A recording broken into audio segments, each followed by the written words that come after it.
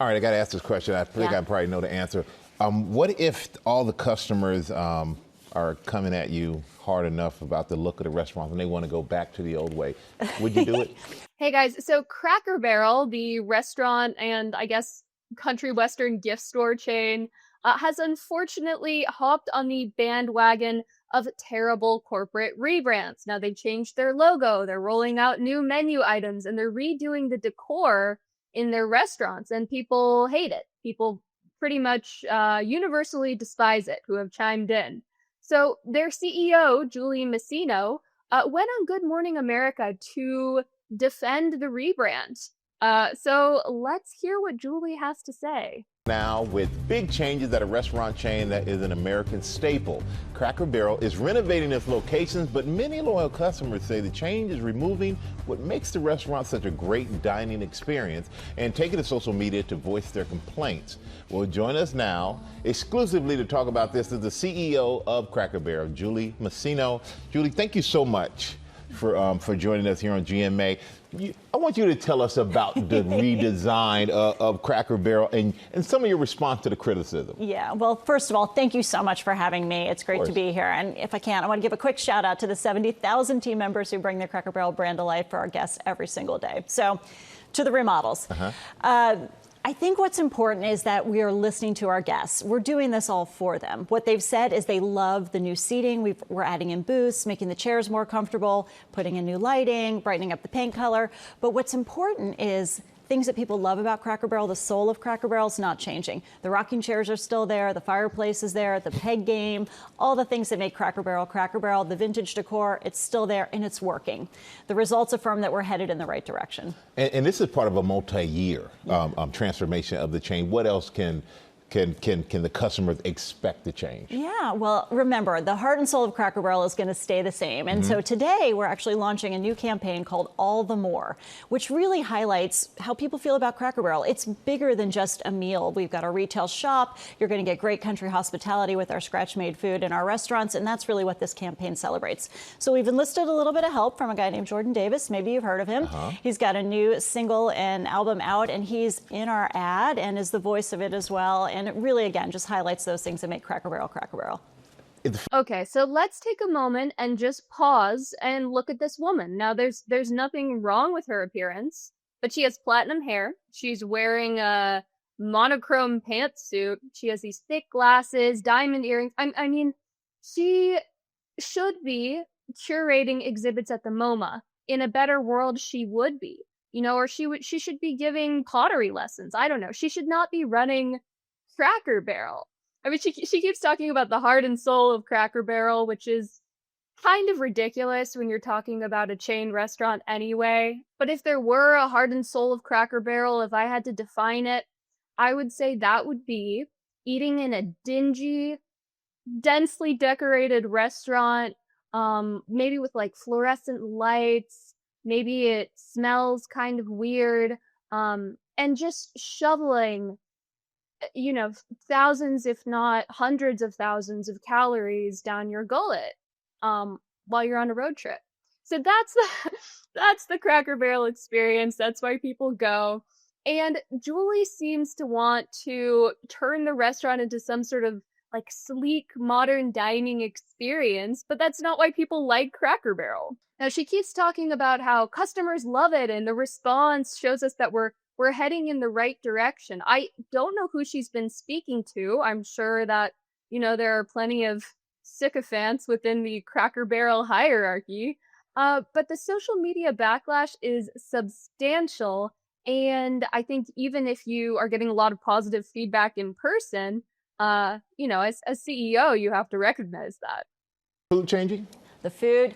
Well, here's what I'll say about that. Innovation has proven to be really great at Cracker Barrel. People are loving our new menu items. We're reinvigorating our dinner. You know what? The earrings might be pearls, not diamonds. I'm going to fact check myself there. But the point remains, she should be a museum curator. Menu. We've got a new herb roasted chicken that is so delicious that launches today. It's like the chicken you would make, Michael, if you were at home making a chicken. Juicy, crisp skin, a nice little sauce that comes with it. but we're also doing some things that our guests love, like bringing back Uncle Herschel's favorite. It's back today in all of our restaurants. So the things that you love at Cracker Barrel are still going to be there. And a lot of restaurants are leaning and going back to nostalgia, things that the customers are really comfortable with. We never left it. Yeah, you never left it, but you're changing up. You're kind of going a different direction. Why is that your strategy? Yeah, because the Cracker Barrel needs to feel like the Cracker Barrel for today and for tomorrow. And again, the things that you love are still there. We need people to choose us, and we want people to choose us because people love this brand. They've loved it. Everybody's got a story, right? Did you go to Cracker Barrel on the way to your grandma's when you were playing traveling soccer or whatever those things are? Our job is to make Cracker Barrel a place that they want to be today and tomorrow. You said everybody has their story, and I can see Robin right there. She's shaking her head like, yeah, I have mine with Robin grandma. Just told me her story. She's a big Cracker Barrel fan, and we're grateful for it. So. But it's more than a restaurant, though. You sell furniture, you sell apparel, you sell food, of course. You even sell bedding. Yeah. But how have tariffs affected the prices? Okay. Before we get into tariffs, what's frustrating about this is that she's so close to understanding the appeal of her restaurant, right? Like she clearly knows that people have this nostalgic connection to Cracker Barrel and that it's this kind of homey place, and people have fond childhood memories of going to Cracker Barrel.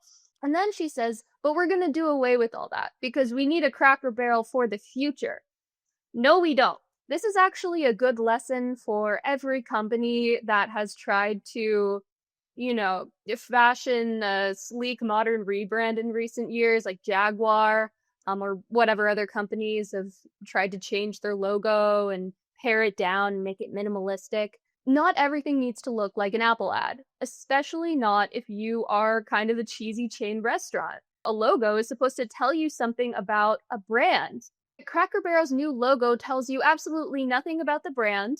It's soulless, it's corporate. It could, if the words were changed, it could be the logo for like a language learning app. It could be the logo for, I don't know, a shoe store. And the CEO just clearly does not understand her own customer base. And have you felt the effect of the prices? Yeah, look, we think about the business really in kind of two ways. So the restaurant side, all of those goods, for the most part, are sourced here domestically. That's our food and everything that we're preparing in the restaurant side.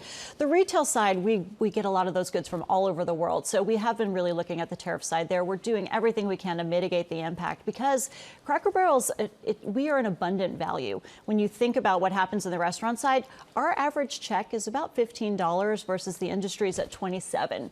So it's an amazing value, great scratch cooked food, abundant portions. A lot of people take leftovers home with them. Our job is to maintain that great value and the great delicious food and the country hospitality we're known for. And we're working hard on that. All right, I got to ask this question. I think I probably know the answer. What if all the customers are coming at you hard enough about the look of the restaurant and they want to go back to the old way? Would you do it? Honestly, the feedback's been overwhelmingly positive that people like what we're doing. I'll give you another soundbite. I actually happened to be in Orlando last week with all of our managers. We bring them together and every other year. And the number one question that I got asked, Michael, was, how can I get a remodel? When can I get a remodel? How do I get on the list? Oh, really? So because the feedback and the buzz is so good, not only from our customers, but from our team members. They want to work in a wonderful restaurant. So look at Michael's face. That is so funny. Oh, really? I mean, he does not believe her at all. And you could tell he was sort of teeing up the question in a very soft, gentle way. But clearly he is aware that people don't like this at all, that there's substantial backlash. And of course, she punts the question. I'm sure she's had her media training. She's going back to her talking points. It's like she's being examined as a witness or something. She's just going to go back to the same talking points. She's going to deflect. But another interesting thing that she says here is that, well, the feedback has been so positive. You have all these managers coming to me and they're saying, I want to redo my restaurant and yada, yada, yada. Well, yeah, because the managers have probably been sold a bill of goods by people higher up in the corporate ladder. And obviously owners and managers are, going to want to increase their profit. And they're probably being given these reports about how people just love the redesign so much.